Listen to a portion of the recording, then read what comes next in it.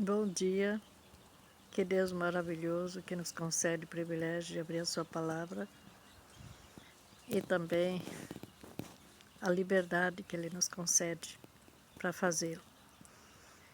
Que Ele nos abençoe.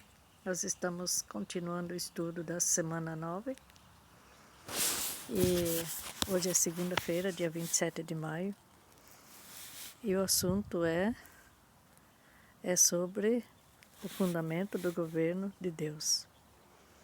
Então, a imutabilidade da lei de Deus. Lendo Mateus 5, 17 e 18, Salmo 111, 7 e 8, Eclesiastes 12, 13 e 14, 1 João 5, 3 e Provérbios 28, 9, qual deve ser a relação do cristão para com a lei?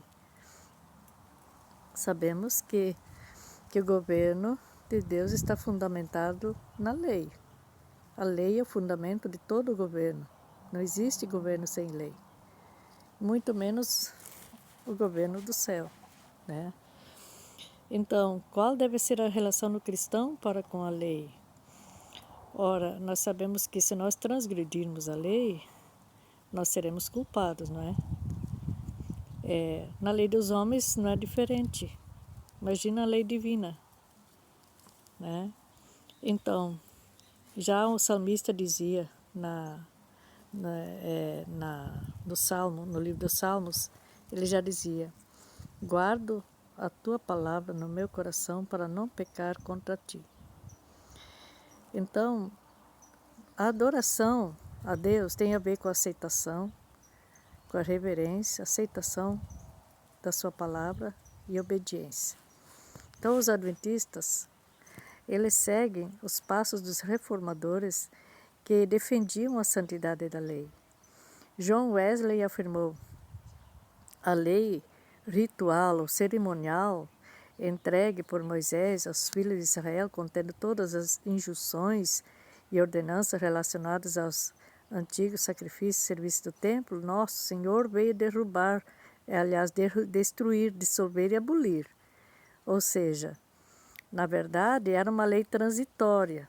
Essa lei de ordenanças, de sacrifícios, foi uma lei transitória, porque todo sacrifício de cordeiros, eles apontavam para Jesus, que um dia viria, né? E Jesus é o verdadeiro cordeiro que tira o pecado do mundo. Então, a partir do momento que Jesus veio, não precisou mais sacrificar cordeiros. Por quê? Porque o verdadeiro cordeiro veio, não precisou mais. Então, essa lei não precisou mais, então ela foi transitória.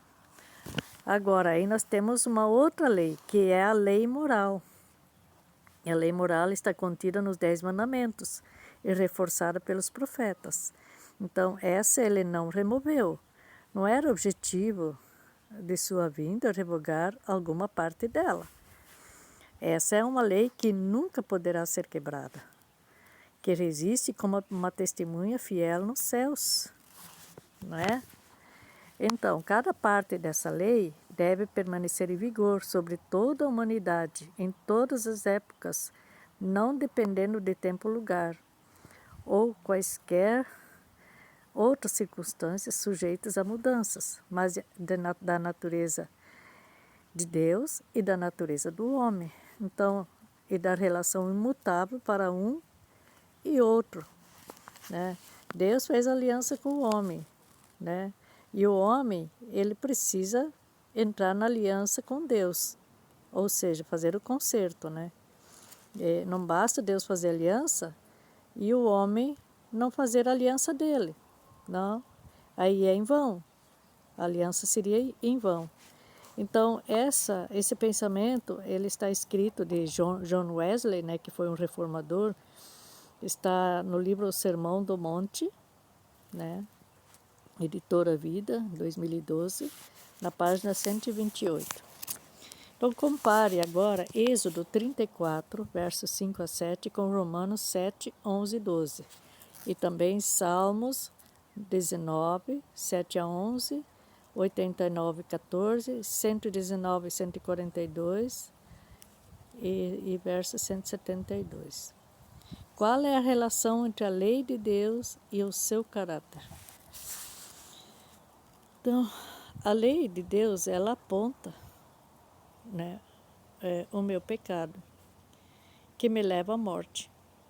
Mas busco a Deus em confiança, né, nos méritos divinos, pela morte de Cristo na cruz, que me perdoa e que me justifica, né? Então, a lei revela a justiça divina e é Deus quem julga. Então, visto que a lei é uma transcrição do caráter de Deus, o fundamento de seu trono e a base moral da humanidade, Satanás a odeia.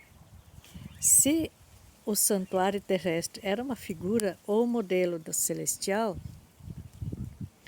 a lei depositada na arca da terra era a transcrição exata da lei que está na arca do céu.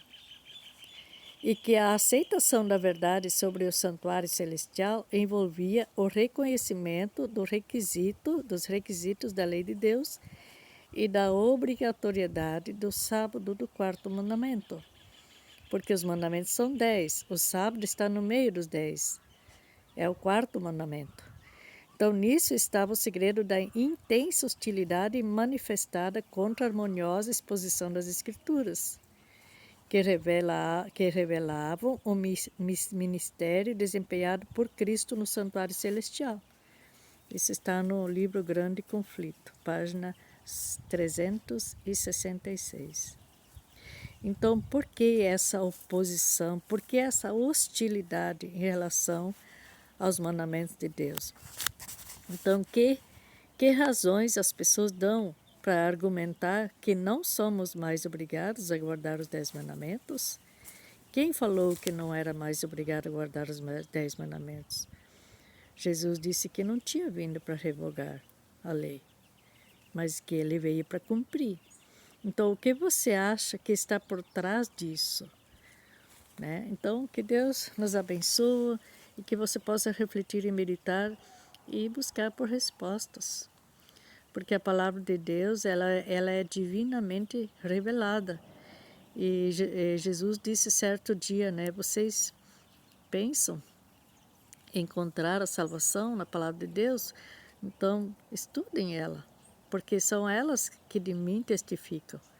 Então, não vamos deixar de estudar a palavra de Deus para ouvir explicação de pessoas que não conhecem a palavra de Deus. A palavra de Deus, ela é a verdade.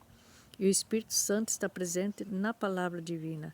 Que Deus nos abençoe e nos oriente cada dia. Em nome de Jesus. Amém.